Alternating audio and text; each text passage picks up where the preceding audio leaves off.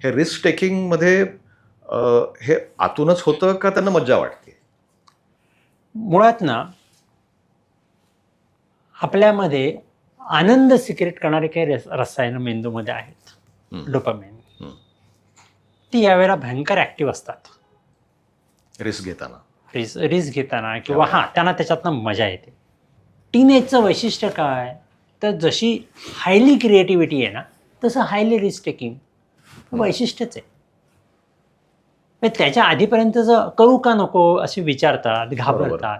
आता ती स्वार असतात, कारण मेंदूमधला डोपामाइन स्त्रवतोय, प्रचंड प्रमाणात स्त्रवतोय किंवा येऊन सांगतात की मी हे केलं. आधीच्या वयामध्ये. आता नाही, आता उलट मला जास्तीत जास्त रिस्क घेता यावी. माझा मित्र अमुक करतोय का, मग मी त्याच्या पलीकडे अमुक करेन. आणि हे आपणही करत होतो. आपणही सायकल वाराच्या वेगाने चालवतच होतो. आपणही असंच काहीतरी उद्योग करतच होतो, धडपडत होतो, पडत होतो, सगळं होत होतं. तेच या वयाचं आहे. पण आता माध्यमं बदलली आहेत. मग अशा वेळेला जेव्हा या टीनेज मुलांचे पालक संवाद करतात, एकतर तो संवाद वाढवायला हवा पहिला भाग, आणि तेव्हा की ओके तू काय पद्धतीची रिस्क घे, काय पद्धतीने काम कर, काय सेफ्टी मेजर्स घ्यायला हवेत, आणि तिथे फर्म राहायला पाहिजे.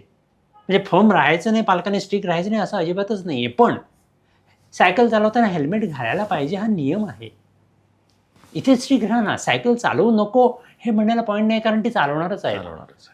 आपल्या समोर नाही, आपल्या मागे चालवणार. पण ओके, ह्या गोष्टी करायला हव्यात. हे आपल्याला या मुलांशी संवाद साधावाच लागेल.